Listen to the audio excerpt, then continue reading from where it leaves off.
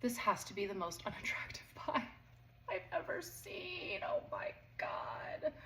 A 125-year-old sour cream pie recipe. A couple days ago when I was going through my recipe to try to determine which one I was gonna do next, I told my husband sour cream pie and he was like, ooh.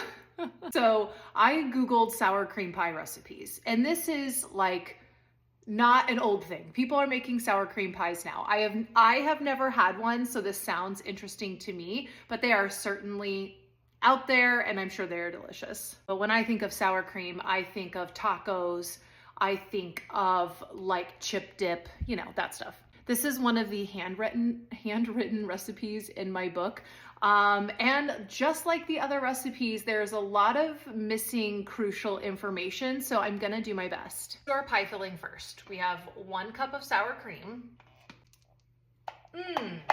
Yum.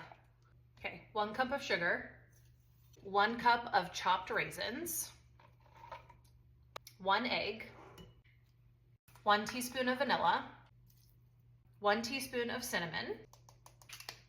Oh. Did you get cloves all over me? Oh. Half a teaspoon of clove. It smells really good. It smells like fall. Ah. A pinch of nutmeg, a pinch of salt, 3 tablespoons of vinegar. So much vinegar. Okay. We are at the point of the recipe where things get dicey because the lack of information and instruction. So the bottom, it says cook and I don't know what this word says. It looks like ship. Cook and something until thick.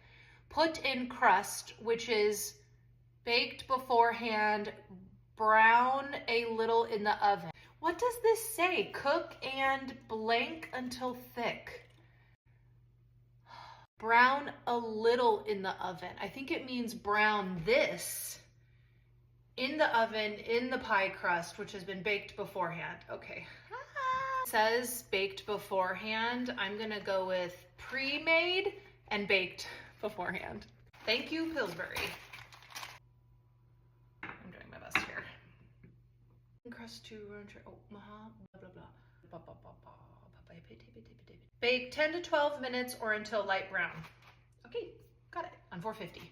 Okay, my pie crust is done. It got a little messed up right here, but that's fine, whatever. I'm gonna deal with it. So I was just reading this part that I couldn't read before. I think it says cook and stir until thick, meaning our pie filling, and then put it in the crust, which is baked before, and then we're gonna brown it in the oven. This is what I'm going with.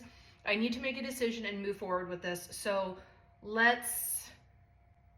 am I cooking it on the stove? I'm gonna cook it on the stove. Okay, it's thickening up nice and it smells really good. So as I'm sitting here stirring this, I just had the realization that my great-grandmother had a raisin pie recipe that my aunt made a number of times when I was a young girl from her recipe. And I am wondering how similar this recipe is going to be to hers. I definitely need to text my grandma. Okay, it's definitely thicker than when we started, but I'm not sure how far to take this. And once again, I'm getting impatient. So I'm going to go ahead and add our pie mixture into our pie crust. Oh, all right. Let me disperse my raisins more evenly. Back into the oven until it is brown.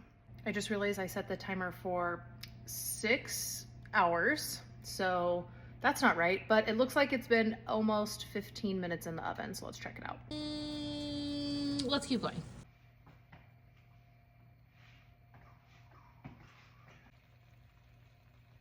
This has to be the most unattractive pie I've ever seen. Oh my God. Ugh. Here goes nothing.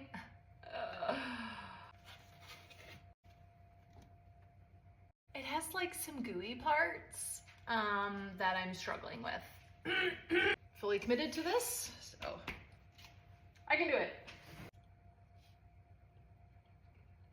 Flavor-wise, it's giving fall. It's giving, you know, the cloves, a lot of clove, cinnamon.